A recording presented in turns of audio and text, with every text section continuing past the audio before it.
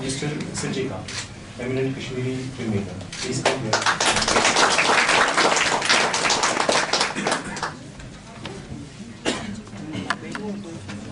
Thank you all.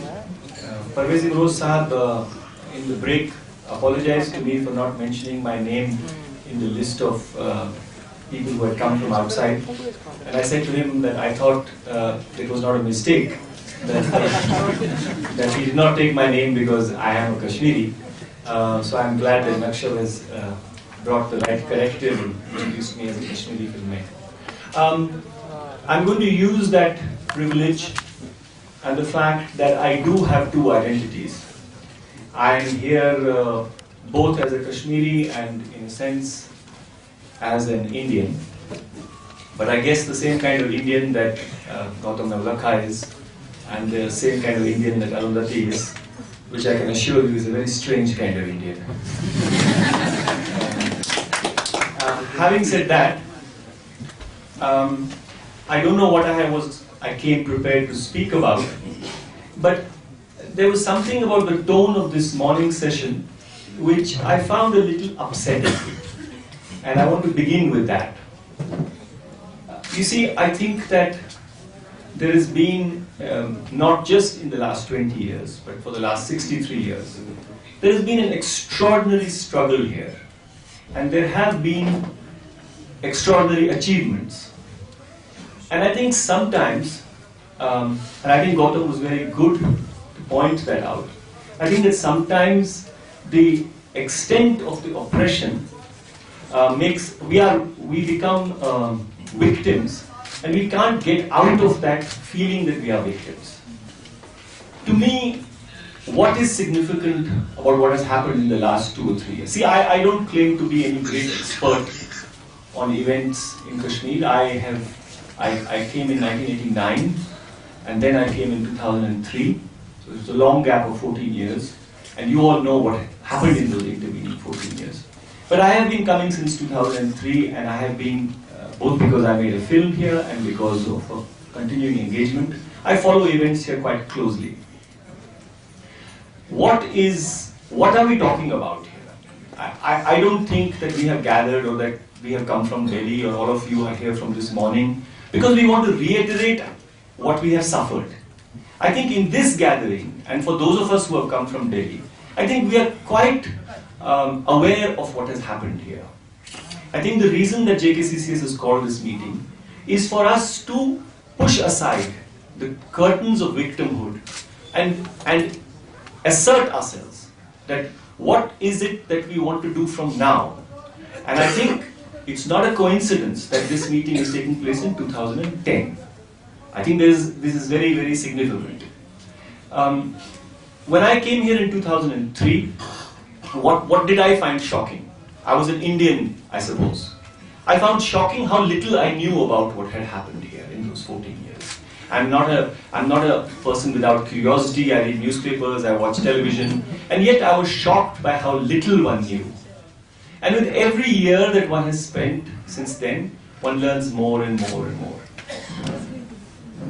I think that the overwhelming feeling that I felt between, say, 2003 and 4 and 5 and 6 was the silence in India about Kashmir. I mean, I'm not saying it because he's here, but with the exception of Gautam, who systematically has been writing about Kashmir, there has been very little writing of any consequence about the reality of what was happening here. And yet, when I finished a film in 2007 and I began traveling with it in India, I was prepared for hostility. As we used to joke between my editor and me that humko bahut jildi padenge. But I was very taken aback, and I want to share this with you. I was very taken aback by how receptive audiences in India were to the film. I'm not saying that they all jumped up and said, "Ke hum kya chahte azadi for Kashmir." They didn't do that. But there was no rejection of what they were seeing and hearing in the film. And there was some hostility, but it was always programmed hostility. मतलब जहाँ किसी का vested interest था या कोई group था जिसने police को खबर की उस तरह. But audiences were curious. audiences were troubled. And I'm not saying that they were only troubled because of the suffering of Kashmiris. They were also troubled because of what did it mean for India? What did it mean for Indian democracy? What does this overwhelming militarization, what implications does it have for Indians? But whatever it was, there was a kind of openness which surprised me. And I want to assure you that I don't show my films only in Delhi or Calcutta or Bombay or Madras. It's not a metropolitan audience. I travel to small towns because, and why do I travel to small towns? How do I travel to such small towns? Because there are groups and peoples who said, "Aapne Kashmir pe film banai hai, aap aake dikhaiye." So I have shown my film in Gorakhpur and Bareilly and Lucknow and Patna and lots of places. And and you see, not an easy film. It's a 2.25 hour long film. It doesn't tell a story. It's a political film. And yet people were so curious about it. And I'm not using this opportunity to praise my film, but I'm trying to tell you that I think that we are making a mistake here by imagining that what you see as the Indian state and the Indian media, which actually is a cohort of the Indian state, that is India. Many people here have spoken today about the need to make alliances with people in India. And I think that it's important, before that can happen, people here have to offer the people of India something to show their solidarity with, which is beyond victimhood. देखिए, यहाँ पे जो लोगों के ऊपर बीती है, उस पे कोई दो राय नहीं है that it is an atrocity.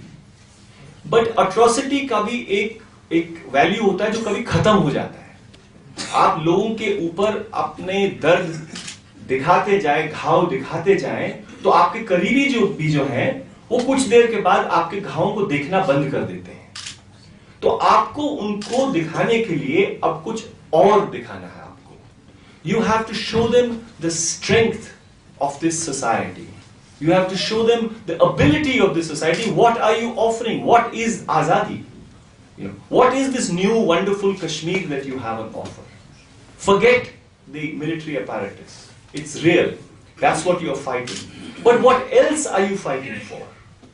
I was hoping that this session and that this event, and I hope that there will be many more in which this question will be raised and interrogated, that this is what this society needs to engage with. Because if you see, right now the support for what's happening in Kashmir is coming from a certain set of people who are programmed, like Gautam and Arundhati, to stand by people who are marginalized, who are victimized. But even they, and even I, beyond a point, what are we supporting? We are supporting the end of the military occupation of Kashmir. We are supporting the right to self-determination. Some of us may be supporting the idea of Azadi. But what is that? I think that I'm not, and I say this now, this is where I slip into my identity as a Kashmiri. I'm not posing this as a challenge, as sometimes people think that Indians come and pose this as a challenge. I'm not posing it as a challenge. I'm asking it out of a real curiosity. I'm so glad to hear Zahir Saab refer to the fact that the first trade union in Kashmir predated the first trade union in Europe by 20 years. But where is that trade union movement? Where is that concern for the marginalized? What about our craftsmen? What about our farmers? So beyond our oppression, what are we offering to the world? This is something that I would be very, very deeply concerned with. When I came here today, I thought that I would speak on perceptions. I think because यहाँ से जो मुझे सुनाई दे रहा है, वो अभी भी उसमें एक फरियाद है कि भाई हम पिस रहे हैं, हम पे ये अनर्थ या इसको बंद करो. बट जो हम जिसने यहाँ के लोगों को एक बार फिर अपना सर उठा के चलने और फिरने और जीने का हक दिया है, वो लोग फरियाद नहीं कर रहे हैं. वो लोग तो वो लड़के हैं ना जो मुंह पे रुमाल बांधकर पत्थर मार रहे हैं. They are not faryadis. They are putting something forward there. They are putting themselves on the line. They are putting their bodies on the line. And it's not for all of us to be throwing stones or taking to those forms of protest. But it is for all of us There was a young lady here who said that she envies Gautam and Arundhati their right to, I don't think their right to speech, to free speech. She got a round of applause, but I think you ought to know that, you know, people like Gautam and Arundhati, the government of India didn't give them a free ticket and say, "Jao tum beta bolo." Not at all.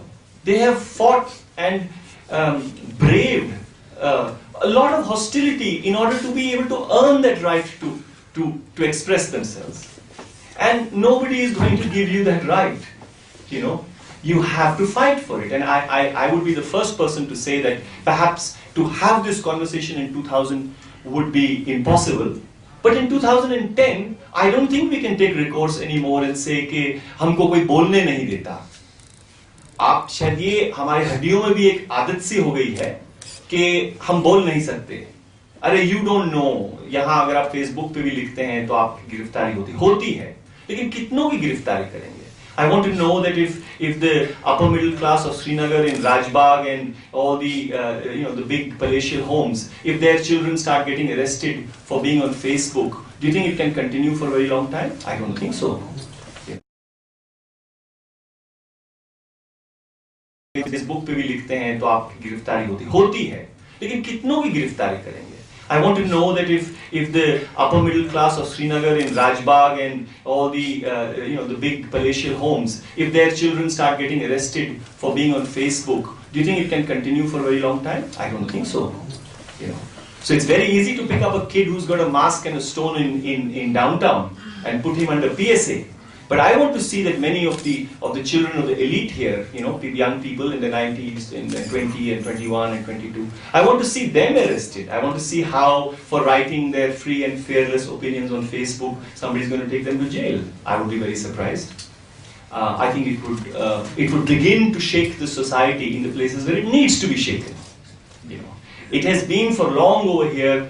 First there were the militants who fought on behalf of the Kashmiri Qaum. Now it's the Sangbaz who fight on behalf of the Kashmiri Qaum. You know, will it always be like this? Will somebody else be fighting the battles for the Kashmiri Qaum while we are all emotional and troubled? But what are we willing to put on the line? You know, I think that's the kind of space we need to explore. I thought I was going to also talk about that what is it that made 2010 significant? For me personally, like I said to you, in 2007 when I was traveling around India, I was a little taken aback by the receptivity. But I think things really begin to change in 2008 with the protests in the Amarnath land issue. 2009, Shupian. I think that what was happening in Shupian, the huge impact that the 47-day hartal had on people in Kashmir, and word of it did begin to travel out, but it was still within a certain discourse. It was still within the discourse of terrible human rights, this should not happen. I think 2010 changed that because suddenly there was the absence of victimhood, which is what I began by talking about, and I think that is what provides us this moment. I think we have to understand that what you see on the mainstream Indian media is not Indian opinion. I think that should be clear to anyone here, and we shouldn't stop criticizing it, but we can't spend all our time thinking that what Times Now says, or what Barkha Dutt says, or what Sagarika Ghosh says represents Indian opinion. That is an adjunct, that structure of the corporate media is an adjunct of the Indian state. It has always been. So we must put those people under pressure, we must question them, but we can't stop with thinking that that's how opinions are made. I think that for me, I'm not a person who even knew how Facebook works till June this year.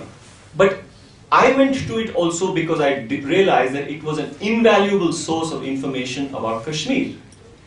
And that is what has pressured it. Why is there a shift in coverage, for example, in international coverage? Because for the first time from Kashmir, it wasn't just a masked gunman and a press release from a tanzim that people were reading. It was not just that they saw images of young boys throwing stones, but there was also that there was a range of intelligent, articulated opinion appearing on Facebook. It affected me, it affected my reading of what's going on in Kashmir, and it affected everybody, I know that. So I would not, I think that that articulation, that intelligence, that openness, for me, played a very, very critical part in opening up how people, not just in the rest of India, but all across the world, how they began to. And if you look at any of the international coverage, you will see every story begins to bring in narratives from Facebook because that's how they began to understand what are people saying, who are these people, what are they fighting for. What I personally find most interesting about what I hear and read on Facebook is also the diversity of opinion. You know, I find from the position that I stand politically as an individual, that it isn't as if there is only one opinion. There is a consensus. That consensus is end to military occupation and Azadi. That I can imagine broadly there's a consensus. But everything else is argued about.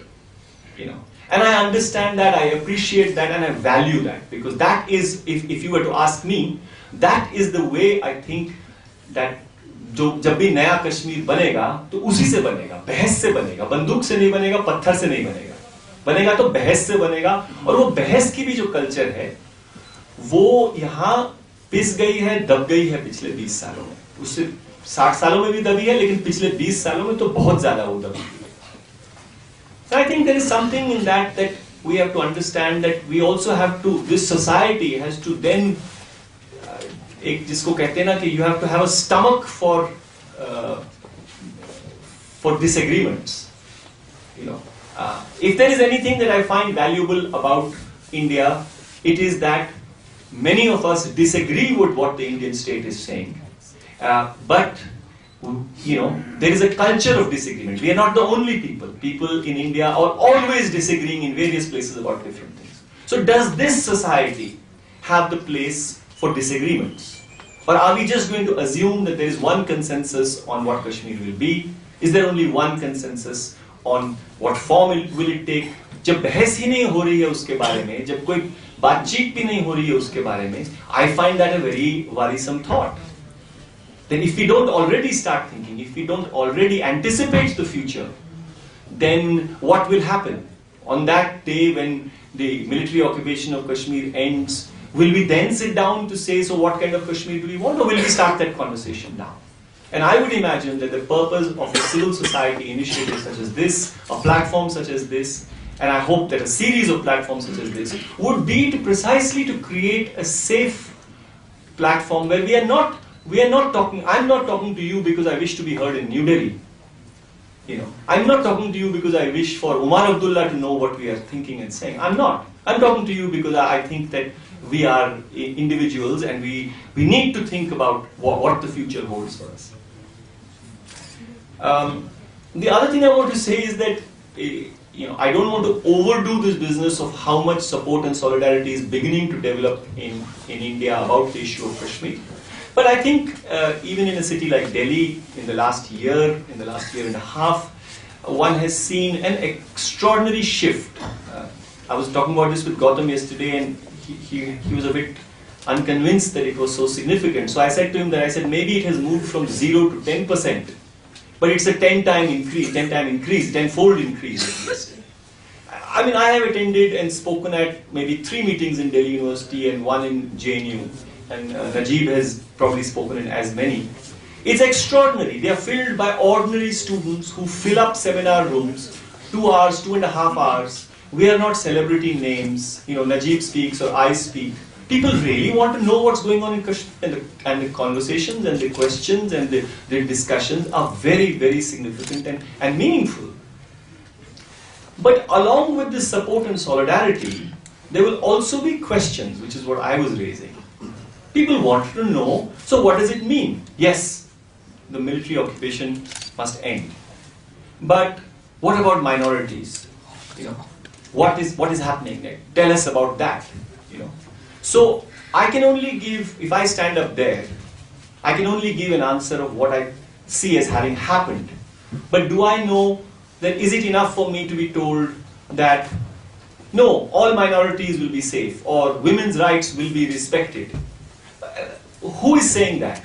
You know, do we have a citizens' charter? Do we have an articulation of what do we think of trade unions? I think that there's a fantastic question that came up. I hadn't thought of it. You know, what do we think about what will happen to the rights of farmers? You know, is anybody thinking about that?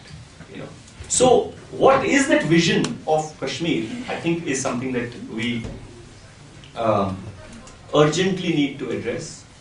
I don't, you know, I think that what kept me going for the 2 or 3 years over which I made the film in Kashmir, and for what keeps bringing me back here, believe me, is not the nostalgia of a Kashmiri Pandit for Kashmir.